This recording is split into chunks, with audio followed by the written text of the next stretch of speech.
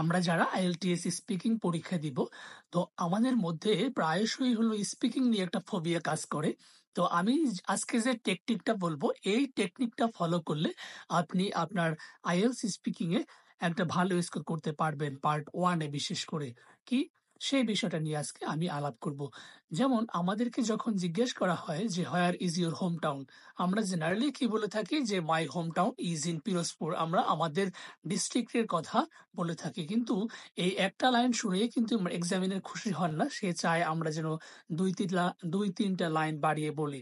তো এই দুই তিনটা লাইনকে বাড়িয়ে বলার জন্য আমি আজকে আপনাদেরকে একদম ছোটকালে নিয়ে যাব।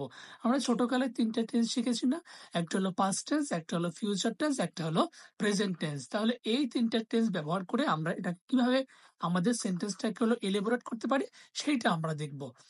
তাহলে আমরা দেখি যে my home town is in Pirojpur, এটা গেল কিসে? Present tense. এরপর আমরা বলবো একটা ফিউচার টেন্সে অথবা একটা পাস্ট টেন্সে। আমরা যদি বলি যে last year I visited my home town with some of my friends during Durga Puja.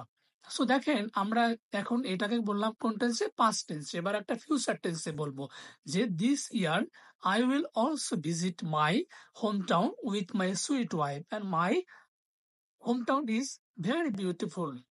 শেষ। তাহলে দেখেন, আমরা একটা লাইন থেকে এখন 4টা লাইন বলতে পারলাম। তাহলে এই একটা লাইন যে বলেছে সেটা যদি 4টা লাইনে বলে তাহলে কি স্কোর একটু বাড়বে নিশ্চয়ই। তাহলে আপনি যদি একটা লাইনে বলেন তাহলে সর্বোচ্চ আপনাকে কিন্তু দিবে 5 থেকে 5.5 ব্যান্ড। আপনি যদি এটাকে 4টা লাইনে বলতে পারেন অ্যাটলিস্ট, তখন আপনার স্কোরটা কিন্তু অ্যাটলিস্ট সেই আপনার 6.5 থেকে 7-এর কাছে পৌঁছে যাবে। এবারে যদি আপনাকে জিজ্ঞেস করা হয় যে which is your favourite movie, আমরা জেনারেলি কি বলে থাকি? একটা লাইনে উত্তর দিয়ে ফেলি যে my favourite movie is Titanic. শেষ। কিন্তু এই একটা লাইন শুনে আমাদের এক্সামিনার খুশি হন না, বরং সে অসন্তুষ্ট হয়। তো তাকে সন্তুষ্ট করাই তো আমাদের কাজ, তাই না? তাহলেই না আমাদের একটা ভালো স্কোর দিবে। সুতরাং তাকে সন্তুষ্ট করার জন্য এখানেও কিন্তু আমরা তিনটা টেন্স দিয়ে ব্যবহার করতে পারি। কিরকম ভাবে? যেমন দেখেন যে my favourite movie is Titanic and I have watched this movie at least 10 times. Even last night I watched this movie. This weekend I will watch a romantic movie. So দেখেন, আমরা এখানে একটা লাইনটাকে আবারও 4টা লাইন করেছি।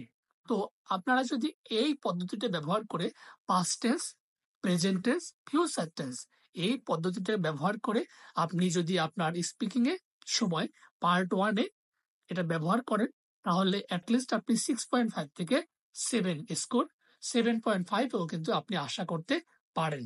সবাই ভালো থাকবেন। ভিডিওটি ভালো লাগলে শেয়ার করবেন।